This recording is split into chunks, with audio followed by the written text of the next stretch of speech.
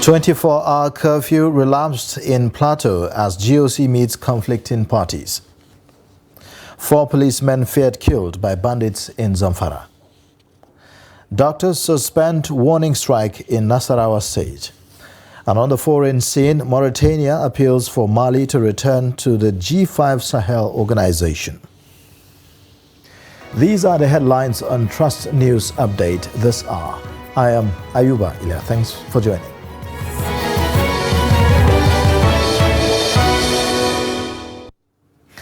And now the details. Plateau State Governor Caleb Mutfwang has relaxed the 24-hour curfew imposed in Mangu local government area of the state. Movement is now restricted between 7 p.m. and 6 a.m. A statement signed by the Director of Press and Public Affairs to the Governor, Gyang Berry, said that the decision to relax the curfew was reached after a review of security situation in the area by the State Security Council. In the meantime, the Commander Operation Safe Haven and General Officer Commanding GOC 3 Division of the Nigerian Army, Major General Abdul Salam Abubakar, on Monday held an emergency meeting with all stakeholders from Mangu local government area of the state. The GOC called for the meeting to broker peace between Fulani and Mogavu communities following the incessant attacks and killings in various communities. Armed bandits on Monday night killed 4 policemen serving on the Bungudu local government area of Zamfara State. The policemen were on routine patrol along Bungudu-Gusau Road when the armed bandits ambushed and opened fire on them. The spokesperson for the Zamfara State Police Command, ASP Yazid Abubakar, confirmed the latest attack. A resident of Bungudu town, Ibrahim Bungudu, also confirmed that 4 of the policemen were killed during the attack. The resident said that the bandits also shot 1 person at Taigero village under the Furufuri district of Bungudu local government area. Now, he said that the bandits attacked the policemen around midnight, killing 4 of them manning a checkpoint. Niger State Governor Mohammed Umaru Bago has launched Operation Flush as a first step towards addressing security challenges bedeviling the state. He also donated 20 operational vehicles to security operatives to help curb crimes in Minna, the state capital, and its environs. Bago expressed concern over the security challenges faced in the state capital, saying that the vehicles would facilitate adequate patrol to the city. The governor advised the Commissioner of Police in the state to ensure that security operatives make proper use of the vehicles. Bago also announced a war against sales of illicit drugs, warning that any building found housing drug dealers will be confiscated and demolished. The branding of the car is Operation Flush. It is intended to flush all hoodlums and criminal elements within the metropolis and also in the state. And again, we have realized that a lot of drug trafficking and drug-related issues are happening in Minna. We have given them a marching order. First, anybody that is found selling drugs, his building should be confiscated and brought down. We are going to give zero tolerance to drugs. And therefore, anybody that is warehousing drug dealers or cartel in his own premises is at his own risk. We appreciate and we salute the governor of Niger State for the provision of these 20 operational vehicles, 12 for the police and the other ones for other security agencies. And in our own part now, we have gotten something and we are going to showcase our activities, our actions. So Nigeria should be expecting total commitment to flushing out of these criminal elements in the metropolis. On behalf of Niger State government, we want to commission these vehicles for your operations. This is your choice of operation in Minna metropolis.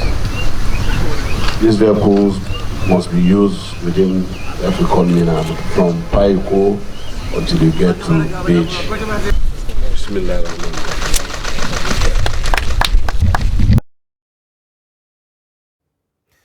The Independent National Electoral Commission, INEC, has tendered documents before the Governorship Petition Tribunal sitting in Kaduna.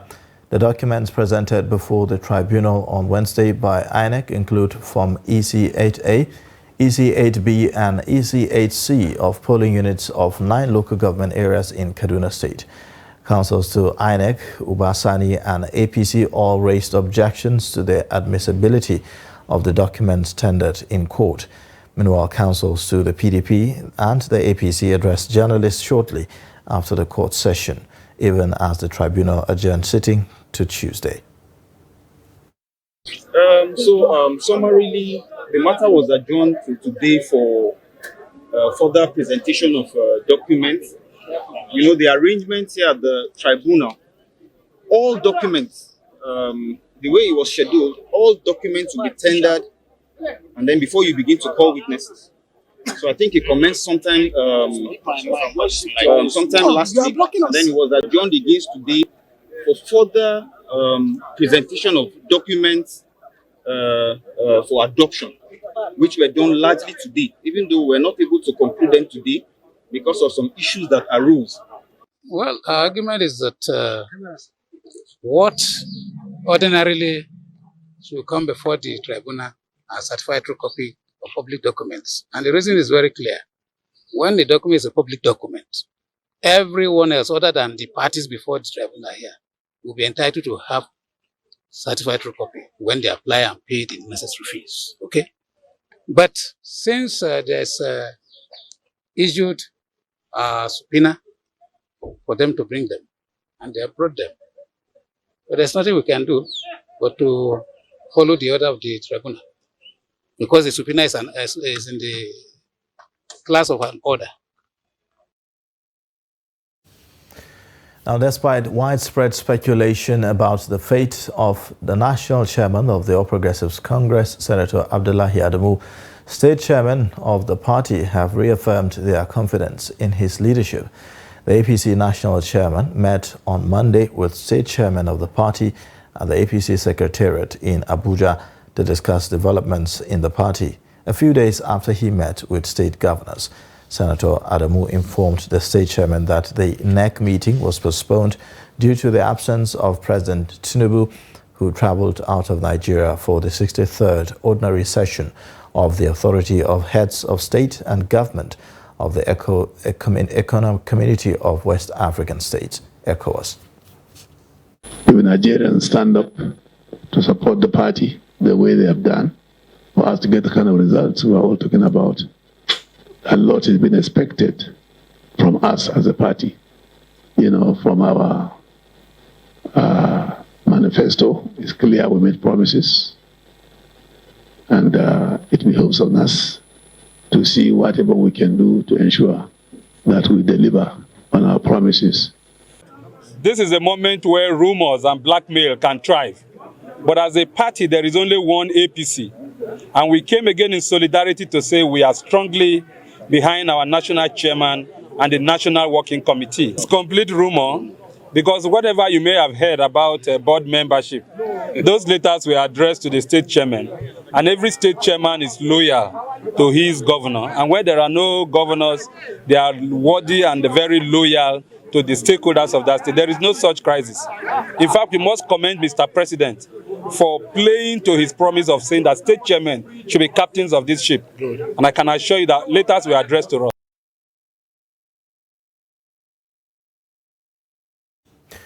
The Sokoto State Governor, Dr. Ahmed Aliyu, has set up a commission of inquiry to investigate some of the activities of his predecessor. The commission is saddled with the responsibilities of examining all land allocations and government properties sold by the administration of Aminu Waziri Tambuwal. The commission was set up in line with the powers conferred on the governor by Section 1, Subsection 2 of the Commission of Inquiry Law Cap 33 Laws of Sokoto State 1996. Press Secretary to the Governor, Abubakar Bawa, explained that the committee will be led by the retired Justice M.A. Pindiga, with Nasiru Muhammad Binji serving as the Secretary of the Commission. Other members of the committee include Jacob E. Ochidi, SAN, Usman Abubakar and Lema Sambowali. The committee will, among others, investigate all land allocations and assets sold or auctioned under the administration of Governor Aminu Waziri Tambuwal. His Excellency, the Executive Governor of Sokoto State, Dr. Ahmed Ali Sokoto, has approved the constitution of the Commission of Inquiry into the auction of government's assets, land allocation and other related matters, sales and auctions of government houses by the immediate past administration. The setting up of the Commission of Inquiry is in pursuance of the powers conferred on the Governor by Section 1-2 of the Commission of Inquiry Law, Cap 33 of Sokoto State, 1996. The Commission has membership as follows: Honorable Justice M.A. Pindiga, retired, Chairman. Chief Jacob E. Ochidi, SAN, Member. Alhaji Usman Abubakar, Member. Lema Sambowali, Esquire, Member, and Nasir Muhammad Biji, Esquire, as Secretary.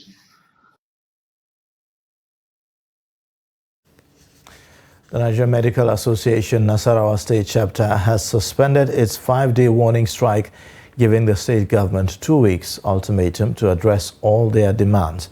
The association had embarked on strike following the inability of the state government to implement promotions for some of its members for up to 9 years and annual increment for over 12 years. Briefing journalists immediately after its emergency Congress meeting in Lafia, the state capital, the state chairman, Dr. Peter Atta, stated that they resolved to suspend the 5-day warning strike to lessen the sufferings of the citizens of the state. Atta said that the association had directed its members to resume work immediately in the state to save lives. You're watching the news update on Trust TV. Coming up shortly, we take a look at recipe for managing convulsion in children. Details and more after the break.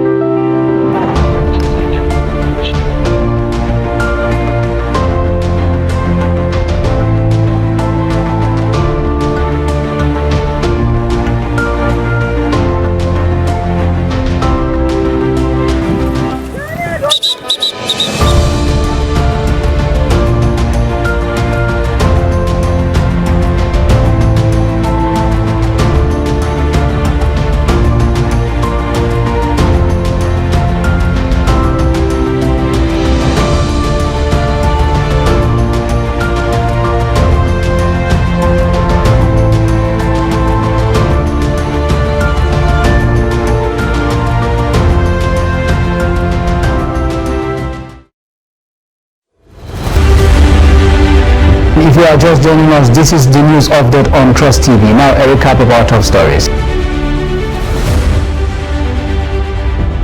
For me, I have my 8 years and I think I have enough. A challenge to serve in line with the oath I have taken today. Chairman of the Board of Directors of the Nigerian Deposit Insurance Corporation And an end to poverty. Bauchi State residents are appealing to stakeholders in the oil sector to consider the plight of killing in Maraban Jama'ah Okaru in Plateau State. I'm confident that I have what it takes to turn Nigeria around. Of FCT residents on the need to give Gen Z a proper orientation. When a country organizes a credible election, both the government and the opposition will rest.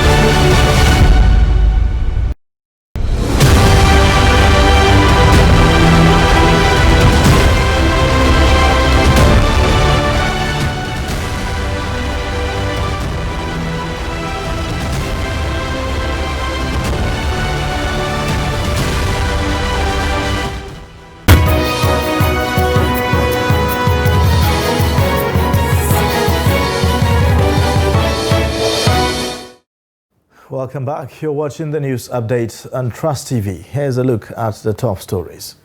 24-hour curfew relapsed in Plateau as GOC meets conflicting parties. 4 policemen feared killed by bandits in Zamfara State. Moving on, Nigerian car dealers are calling on the federal government to further implement healthier reforms that will ensure that they remain in business. They made the call while speaking with Trust TV in Lagos. Victoria Tokolo, who visited the car dealers, brings us more details as reported from our studio.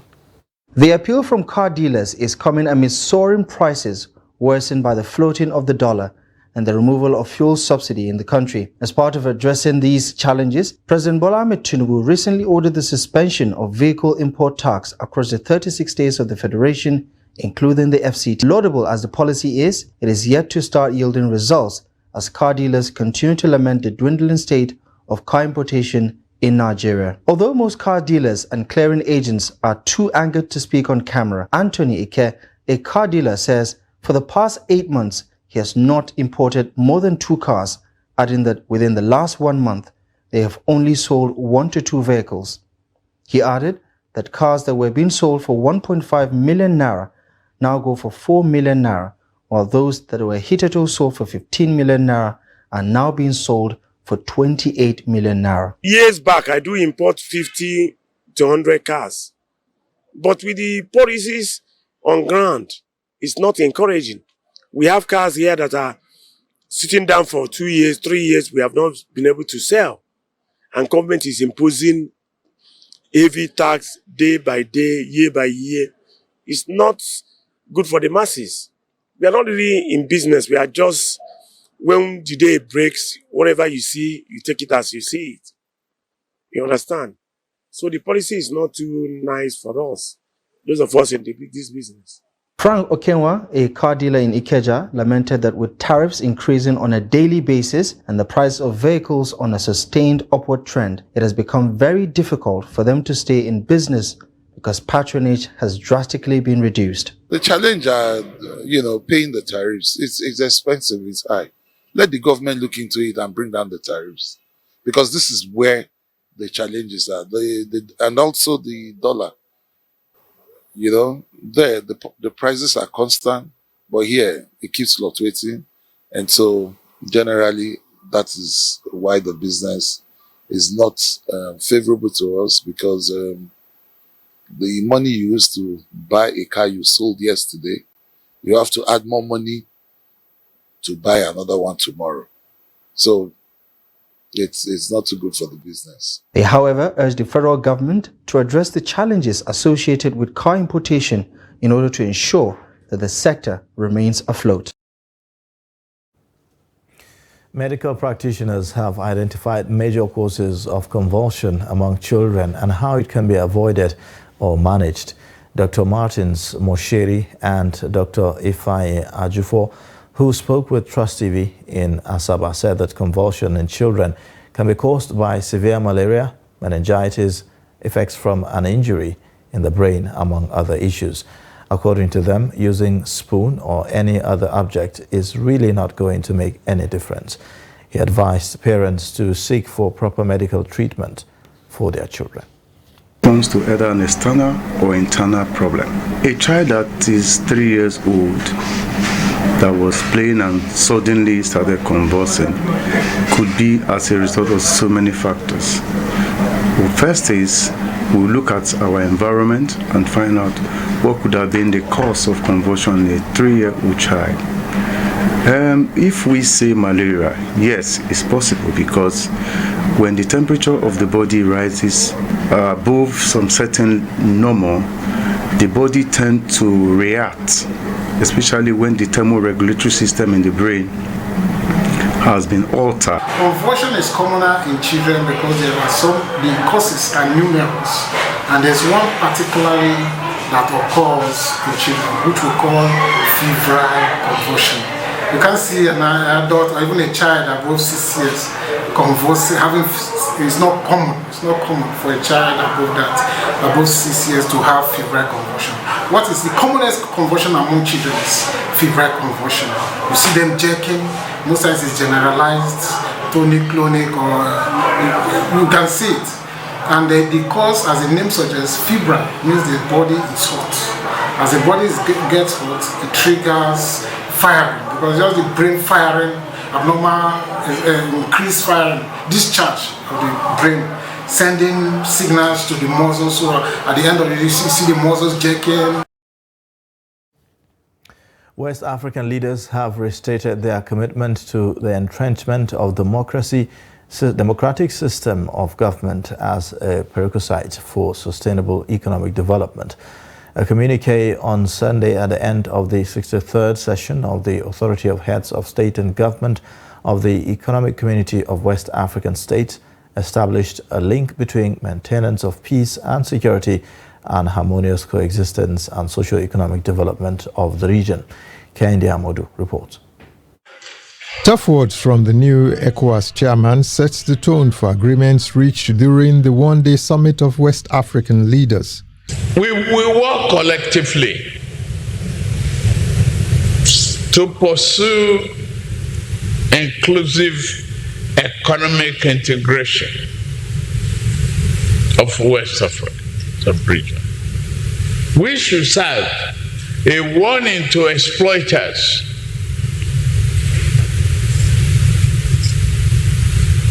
that our people have suffered enough.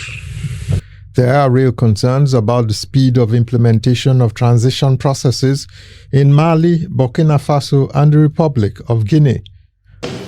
The authority particularly underscored its disapproval or its displeasure at what appears to be lack of collaboration on the part of the transitional authorities, as exemplified by the inability of the 3 mediators to visit these countries before the summit. Aside from democracy, the ECOWAS leaders are very concerned about the rate of insecurity in West Africa, which seems to be worsening.